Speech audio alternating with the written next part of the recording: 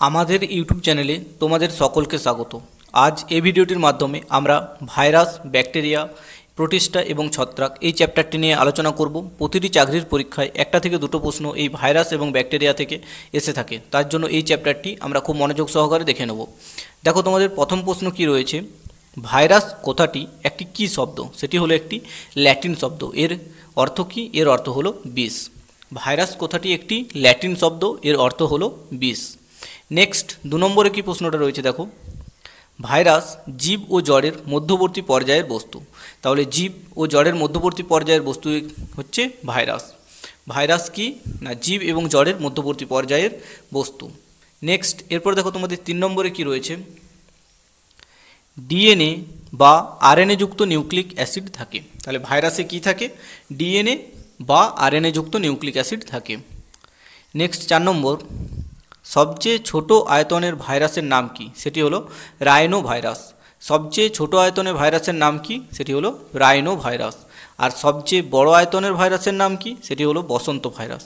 সবচেয়ে বড় আয়তনের ভাইরাসের নাম হলো বসন্ত ভাইরাস। তাহলে দেখো 3 নম্বরে কি আমরা আলোচনা করেছি, ভাইরাস হলো ডিএনএ বা আরএনএ যুক্ত নিউক্লিক অ্যাসিড থাকে। এরপর নেক্সট 4 নম্বরে, সবচেয়ে ছোট আয়তনে ভাইরাসের নাম কি? সেটি হলো রাইনো ভাইরাস। সবচেয়ে ছোট আয়তনে ভাইরাসটির নাম কি? Rhino virus. আর সবচেয়ে বড় আয়তনে ভাইরাসটির নাম কি? সেটি হলো বসন্ত ভাইরাস। সবচেয়ে বড় আয়তনে ভাইরাসটির নাম হলো বসন্ত ভাইরাস। নেক্সট দেখো তোমাদের 6 নম্বরে কি রয়েছে, ভাইরাসের বহিরাবরণকে ক্যাপসিড বলে।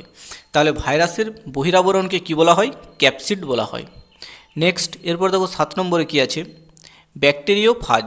ব্যাকটেরিওফাজ হলো ডিএনএ যুক্ত।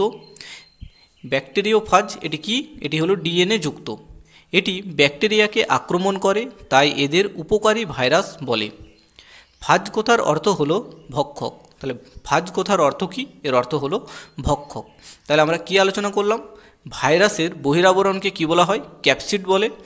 আর ব্যাকটেরিওফাজ যেটি হলো ডিএনএ যুক্ত, ব্যাকটেরিয়াকে আক্রমণ করে, তাই এদের উপকারী ভাইরাস বলা হয়। এবং ফাজ কথার অর্থ হলো ভক্ষক। নেক্সট এরপর দেখো 8 নম্বরে কি আছে তোমাদের, টিএমভি। টিএমভি এর ফুল ফর্ম কি যদি পড়ে পরীক্ষায়? Tobacco mosaic virus. এটি হলো আরএনএ যুক্ত একটি ভাইরাস। এটি উদ্ভিদ আক্রমণকারী ভাইরাস। তাহলে টিএমভি এর পুরো নাম পড়লে কি হবে? Tobacco mosaic virus. এটি প্রশ্ন যদি পড়ে টিএমভি এটি কী ধরনের ভাইরাস? সেটি হলো একটি আরএনএ যুক্ত ভাইরাস। এটি উদ্ভিদ আক্রমণকারী ভাইরাস। টিএমভি হলো একটি উদ্ভিদ আক্রমণকারী ভাইরাস। এরপরে নেক্সট 9 নম্বর দেখো তোমাদের কি রয়েছে, এইচআইভি। এটা ফুল ফর্মও পড়তে পারে এবং এইচআইভি কিসের ভাইরাস সেটাও পড়তে পারে। দেখো, human immuno deficiency virus. HIV এর ফুল ফর্ম কি? Human immuno deficiency virus. এই এইচআইভি হলো একটি আরএনএ যুক্ত ভাইরাস। এইচআইভি কি? এটি আরএনএ ভাইরাস। এটি এডস রোগ ঘটায়। এডসের ফুল ফর্ম কি? Acquired immunodeficiency syndrome. এডসের ফুল ফর্ম কি আমরা দেখে নিলাম? Acquired immunodeficiency syndrome. এরপরে নেক্সট তোমাদের 10 নম্বর প্রশ্ন কি আছে দেখো, সংক্রামক যোগ্য ভাইরাস কণাকে কি বলা হয়? এটিকে ভিরিয়ন বলা হয়। সংক্রামক যোগ্য ভাইরাস কণাকে কি বলা হয়? ভিরিয়ন। নেক্সট 11 নম্বর প্রশ্ন, জীবজগতের অন্তর্গত কোষীয় জীবদেহের মধ্যে ব্যাকটেরিয়া সর্বাপেক্ষা ক্ষুদ্রতম এবং সরলতম জীব। তাহলে জীবজগতের অন্তর্গত কোষীয় জীবেদের মধ্যে ব্যাকটেরিয়াই হচ্ছে সর্বাপেক্ষা ক্ষুদ্রতম এবং সরলতম জীব। নেক্সট এরপর দেখো 13 নম্বরে কি আছে, বিজ্ঞানী লিউয়েনহক। বিজ্ঞানী লিউয়েনহক সর্বপ্রথম ব্যাকটেরিয়ার অস্তিত্ব প্রমাণিত করেন। বিজ্ঞানী লিউয়েনহক সর্বপ্রথম ব্যাকটেরিয়ার অস্তিত্ব প্রমাণিত করেন। কোন বিজ্ঞানী ব্যাকটেরিয়ার অস্তিত্ব প্রথম প্রমাণিত করেন? বিজ্ঞানী লিউয়েনহক। নেক্সট 14 নম্বর প্রশ্নটা কি আছে দেখো, ব্যাকটেরিয়া কথাটির অর্থ কি? ব্যাকটেরিয়া কথাটির অর্থ হলো ক্ষুদ্রদণ্ড। ব্যাকটেরিয়া কথার অর্থ কি? এর অর্থ হলো ক্ষুদ্রদণ্ড। নেক্সট এরপর দেখো তোমাদের 15 নম্বরে কি আছে, ক্ষুদ্রতম ব্যাকটেরিয়া ডায়ালিস্টার। ক্ষুদ্রতম ব্যাকটেরিয়া কি? ডায়ালিস্টার নিউমোসিনটেস। এটি হলো অ্যানারোবিক এবং গ্রাম নেগেটিভ। আর মাইকোপ্লাজমা জেনিটারিয়াম হলো স্বাধীন ক্ষুদ্রতম ব্যাকটেরিয়া। তাহলে ক্ষুদ্রতম ব্যাকটেরিয়ার নাম কি? ডায়ালিস্টার নিউমোসিনটেস, এটি হলো অ্যানারোবিক গ্রাম নেগেটিভ, যেটা হচ্ছে 1600 mm। আর মাইক্রোপ্লাজমা জেনিটালিয়াম হলো স্বাধীন ক্ষুদ্রতম ব্যাকটেরিয়া, এটি হলো 200 mm থেকে 300 mm। এরপর দেখো 16 নম্বর কি প্রশ্নটি আছে, বৃহত্তম ব্যাকটেরিয়ার নাম কি? সেটি হলো ব্যাসিলাস বুটসচিল্লি। বৃহত্তম ব্যাকটেরিয়ার নাম কি? ব্যাসিলাস বুটসচিল্লি। ক্ষুদ্রতম ব্যাকটেরিয়া, বৃহত্তম ব্যাকটেরিয়া, এগুলো থেকে প্রশ্ন অনেকবার এসেছে পরীক্ষায়, এটা ভালো করে লক্ষ্য করে নেবে তোমরা। নেক্সট 17 নম্বর প্রশ্নটি কি আছে, উপকারী ব্যাকটেরিয়াগুলোর নাম কি? এরও একটা দুটো উদাহরণ দিয়ে দেবে এমসিকিউ প্রশ্ন আকারে, তখন বলবে উপকারী ব্যাকটেরিয়া কোনটি? সেটি হলো অ্যাজোটোব্যাক্টর, ক্লস্ট্রিডিয়াম, রাইজোবিয়াম, ইসেরিকিয়া কোলাই, এগুলি হলো তো উপকারী ব্যাকটেরিয়া। তাহলে উপকারী ব্যাকটেরিয়াগুলোর নামগুলো কি কি?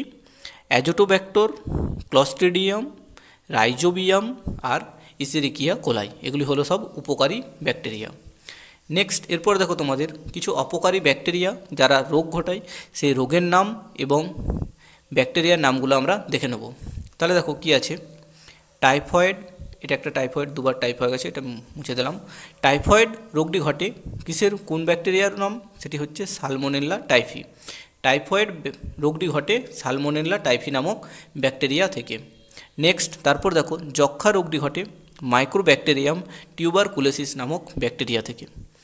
যক্ষা রোগটি ঘটে মাইক্রোব্যাকটেরিয়াম টিউবারকুলোসিস। এরপর দেখো কলেরা রোগ কার প্রভাবে ঘটে? সেটি হচ্ছে ভিব্রিও কলেরি। কলেরা রোগটি ঘটে ভিব্রিও কলেরি নামক ব্যাকটেরিয়া থেকে। এরপরে দেখো তোমাদের কি আছে, নিউমোনিয়া। নিউমোনিয়া ঘটে ডিপ্লোকক্কাস নামক নামক ব্যাকটেরিয়া থেকে। তাহলে নিউমোনিয়া রোগটি হয় কি থেকে? ডিপ্লোকক্কাস নিউমোনি নামক ব্যাকটেরিয়া থেকে। পরে ডিপথেরিয়া, এটি হচ্ছে করেনি ব্যাকটেরিয়াম ডিপথেরি থেকে। করেনি ব্যাকটেরিয়াম ডিপথেরি থেকে হয় ডিপথেরিয়া রোগটি। এরপরে নেক্সট 25 নম্বরে কি আছে, টিটেনাস। টিটেনাস রোগটি ঘটে ক্লস্ট্রিডিয়াম টিটেনি থেকে। টিটেনাস রোগটি ঘটে ক্লস্ট্রিডিয়াম টিটেনি থেকে। এরপরে নেক্সট দেখো তোমাদের এই প্রশ্নটা অনেকবার পড়ে, যে ধান গাছের ধসা রোগ এটি কিসের ফলে হয়? সেটি হচ্ছে জ্যান্থোমোনাস ওরাইজি। জ্যান্থোমোনাস ওরাইজি, এই নামটা তোমরা মনে রাখবে ভালো করে। ধান গাছের ধসা রোগ হয় জ্যান্থোমোনাস ওরাইজি থেকে। নেক্সট এরপর দেখো 27 নম্বর প্রশ্ন কি আছে, ব্যাকটেরিয় ক্লোরোফিল। ব্যাকটেরিয় ক্লোরোফিল, এটি আমরা নিয়ে আলোচনা করব। ব্যাকটেরিয় ক্লোরোফিল এই জিনিসটা কি না, কোনো ব্যাকটেরিয়ার কোষে ক্লোরোফিল সদৃশ রঞ্জক পদার্থ থাকায় এরা সালোক সংশ্লেষে সক্ষম। যেমন হচ্ছে উদাহরণ রোডোস্পাইরিলাম। তাহলে ব্যাকটেরিয় ক্লোরোফিল জিনিসটা কি না, কোনো ব্যাকটেরিয়ার কোষে ক্লোরোফিল সদৃশ রঞ্জক পদার্থ থাকায় এরা সালোক সংশ্লেষে সক্ষম। উদাহরণ কি? সেটি হলো রোডোস্পাইরিলাম। এই প্রতিটি প্রশ্নই তোমাদের খুব গুরুত্বপূর্ণ, পরীক্ষায় আসার অনেক চান্স আছে। নেক্সট 28 নম্বর প্রশ্নটা দেখো, ম্যালেরিয়া। ম্যালেরিয়া রোগটি নিয়ে আমরা আলোচনা করব। এটি হচ্ছে একটি পরজীবী। এই ম্যালেরিয়া রোগের পরজীবীর নাম কি? সেটি হলো প্লাজমোডিয়াম ভাইভক্স। ম্যালেরিয়া রোগের পরজীবীর নাম কি? সেটি হলো প্লাজমোডিয়াম ভাইভক্স, হলো ম্যালেরিয়া রোগ সৃষ্টিকারী পরজীবী প্রাণী। তাহলে ম্যালেরিয়া রোগ সৃষ্টিকারী পরজীবী প্রাণীটির নাম কি? প্লাজমোডিয়াম ভাইভক্স নামক ম্যালেরিয়া রোগ সৃষ্টিকারী পরজীবী প্রাণী। আর এই ম্যালেরিয়া রোগটি বহন করে কে? স্ত্রী অ্যানোফিলিস মশা, এটি হলো এই পরজীবীর বাহক। তাহলে স্ত্রী অ্যানোফিলিস মশা হলো পরজীবী, এই পরজীবীর বাহক হলো স্ত্রী অ্যানোফিলিস মশা, যার ফলে ম্যালেরিয়া রোগটি ঘটে। নেক্সট এরপর দেখো তোমাদের 30 নম্বরে কী আছে, ম্যালেরিয়া পরজীবীর স্পোরোজয়েড দোসা মানুষের দেহে সংক্রমিত হয়। ম্যালেরিয়া পরজীবীর স্পোরোজয়েড দোসা মানুষের দেহে সংক্রমিত হয়। তাহলে ম্যালেরিয়া পরজীবীর কোন দোসাটা মানুষের দেহে সংক্রমিত হয়? সেটি হচ্ছে স্পোরোজয়েড। নেক্সট 31 নম্বর প্রশ্নটা কী আছে দেখো, ম্যালেরিয়া রোগের লক্ষণ এটা কখন বুঝতে পারা যায়? কাঁপুনি দিয়ে জ্বর আসা এবং উচ্চ তাপমাত্রা আর কি ঘাম দিয়ে জ্বর ছেড়ে যাওয়া। এই 3-4টে অপশান দিয়ে তোমাদের এই অপশানগুলি দিয়ে দেবে, তখন ঠিক করে বলতে হবে যে কোনটি ম্যালেরিয়া রোগের লক্ষণ। সেটা হচ্ছে কাঁপুনি দিয়ে জ্বর আসা, উচ্চ তাপমাত্রা এবং ঘাম দিয়ে জ্বর ছেড়ে যাওয়া, এগুলি হলো ম্যালেরিয়া রোগের লক্ষণ। নেক্সট দেখো তোমাদের 32 নম্বর প্রশ্নটা কী আছে, রোনাল্ড রস তার ম্যালেরিয়া সংক্রান্ত কাজের জন্য 1902 খ্রিস্টাব্দে নোবেল পুরস্কার পান। তাহলে ম্যালেরিয়া সংক্রান্ত পরীক্ষাটা কে করেছে? বিজ্ঞানী রোনাল্ড রস। তিনি এই কাজের জন্য 1902 খ্রিস্টাব্দে নোবেল পুরস্কার পান। এরপর দেখো 33 নম্বরে কী আছে, পূর্ণতাপ্রাপ্ত ফাইলেরিয়ায় কীট মানব শরীরের লসিকা নালীতে থাকে। তাহলে পূর্ণতাপ্রাপ্ত ফাইলেরিয়ার কীট মানব শরীরের কোথায় থাকে? লসিকা নালীতে থাকে। পূর্ণতাপ্রাপ্ত ফাইলেরিয়ার কীট কোথায় থাকে? মানব শরীরের লসিকা নালীতে। নেক্সট প্রশ্ন দেখো, এইচআইভি বা এইডস হলো একটি কি? এটা আমরা আগেই পড়লাম, এটা হচ্ছে আরএনএ ভাইরাস। এইডস বা এইচআইভি এটি কি একটি ভাইরাস? সেটি হচ্ছে আরএনএ ভাইরাস। এরপরে দেখো নেক্সট 35 নম্বর প্রশ্নটা, তীব্র জ্বরের 5 ঘন্টা পরে ম্যালেরিয়া পরজীবীর জীবাণু রক্তে যথাযথভাবে পাওয়া যায়। তাহলে কখন পাওয়া যায়? তীব্র জ্বরের 5 ঘন্টা পরে ম্যালেরিয়া পরজীবীর জীবাণু রোগীর রক্তে যথাযথভাবে পাওয়া যায়। নেক্সট এরপর দেখো তোমাদের 36 নম্বর প্রশ্নটা কি বলেছে, প্লাজমোডিয়াম ফ্যালসিপেরাম।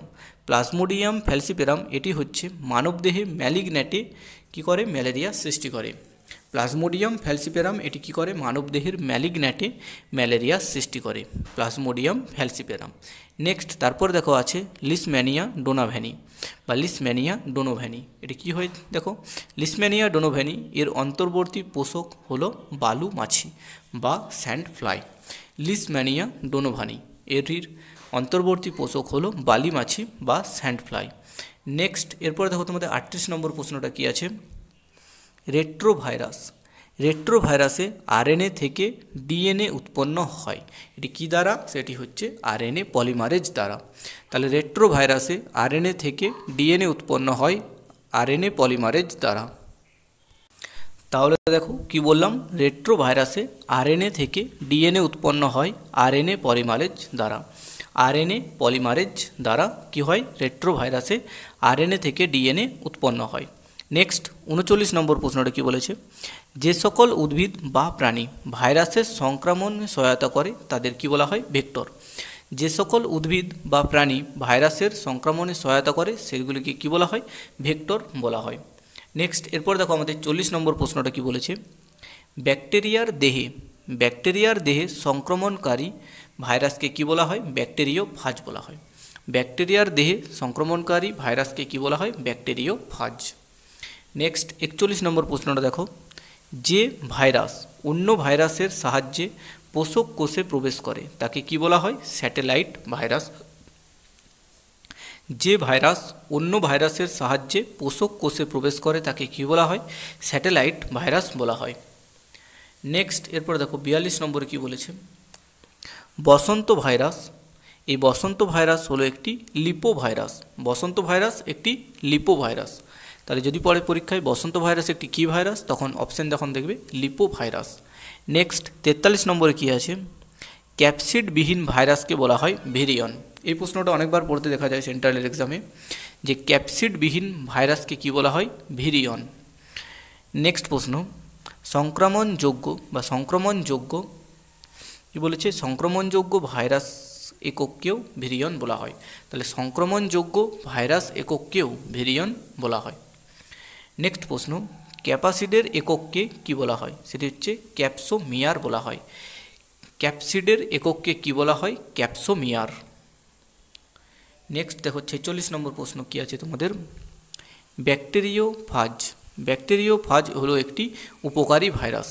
ব্যাকটেরিওফাজ একটি কি? উপকারী ভাইরাস। তাহলে একটি উপকারী ভাইরাসের নাম কি? সেটি হলো ব্যাকটেরিওফাজ। একটি উপকারী ভাইরাসের নাম হলো ব্যাকটেরিওফাজ।